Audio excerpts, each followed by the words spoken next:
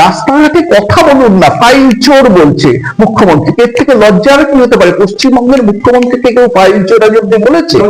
কোন নজির? বাংলার লজ্জা। মমতা বন্দ্যোপাধ্যায় সেদিন যে আচরণ করেছেন, যেভাবে আইন হাতে তুলে দিয়েছেন, আর তারাও বাংলার লজ্জা যারা বিভিন্ন মিডিয়ায় এসে এটাকে জাস্টিফাই করছেন, যেটা অন্যায় সেটা অন্যায়। মমতাকে অ্যারেস্ট করা কেন সেদিন হলো না, এই প্রশ্ন বাংলার মানুষ করছে।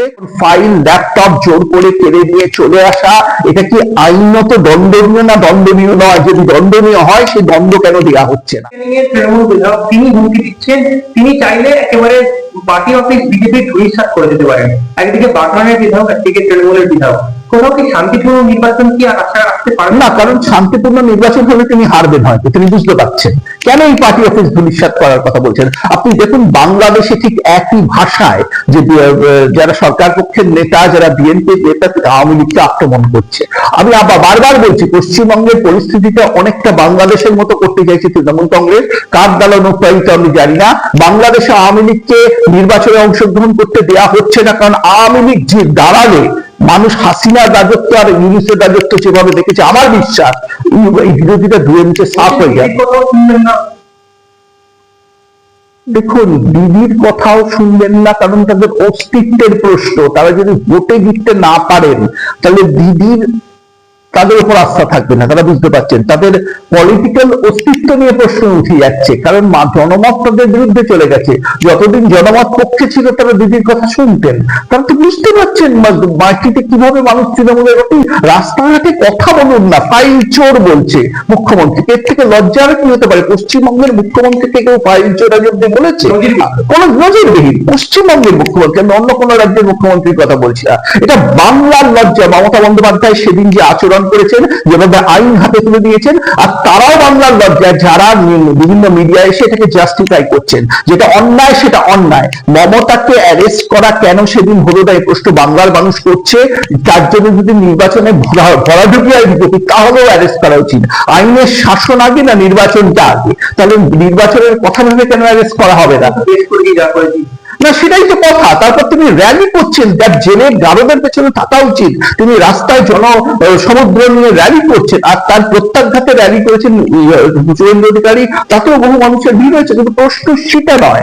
আমার প্রশ্ন হচ্ছে, এই একজন সরকারি আধিকারিক, ইডির আধিকারিক যখন ওয়েট করছেন, তখন ফাইল ল্যাপটপ জোর করে কেড়ে নিয়ে চলে আসা, এটা কি আইনত দণ্ডনীয় না দণ্ডনীয় নয়? যদি দণ্ডনীয় হয়, সেই দণ্ড কেন দেওয়া হচ্ছে না? তাহলে কেন গণিমসি করছি ব্যবস্থা নিতে, এবং কেন নির্বাচনের দোহাই দিচ্ছে বিরোধী দল?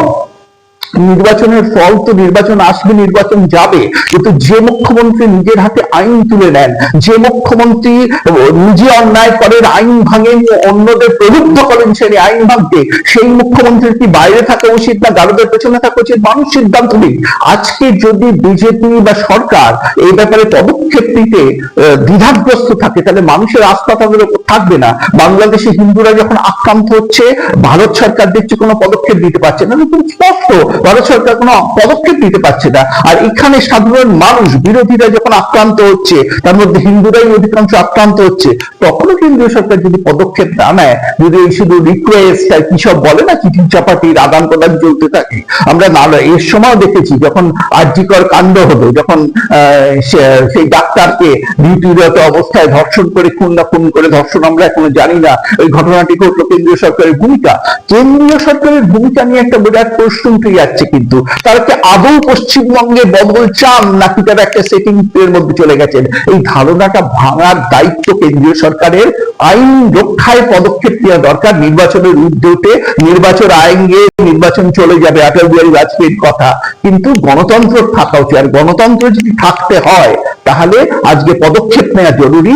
যেই আইন ভাঙুন না কেন, তিনি বিরোধী হোক কি শাসক দল হন, তিনি মুখ্যমন্ত্রী হন কি প্রধানমন্ত্রী হন, তার বিরুদ্ধে ব্যবস্থা নেওয়া উচিত। এবং সেটা করতে কেউ যদি ব্যর্থ হয়, তাহলে ভারতের গণতন্ত্রকে তারা ব্যর্থ করে দিচ্ছে। তাহলে কিন্তু মানুষকে এবার আইন নিজের হাতে তুলে দিতে হবে। এছাড়া কোনো রাস্তা নেই। যে ধরনের বিপ্লব আমরা দেখেছি কিছুদিন আগে নেপালে, সেই ধরনের বিপ্লব বাংলার বুকে হয়তো দেখতে পারবো। সেটা কাম্য নয়, কিন্তু এটা অবশ্যম্ভাবী হয়ে উঠছে। এর কারণ হচ্ছে কেন্দ্রীয় সরকারের গড়িমসি এবং রাজ্য সরকারের নিজের আইন হাতে তুলে দেওয়ার প্রবণতায়।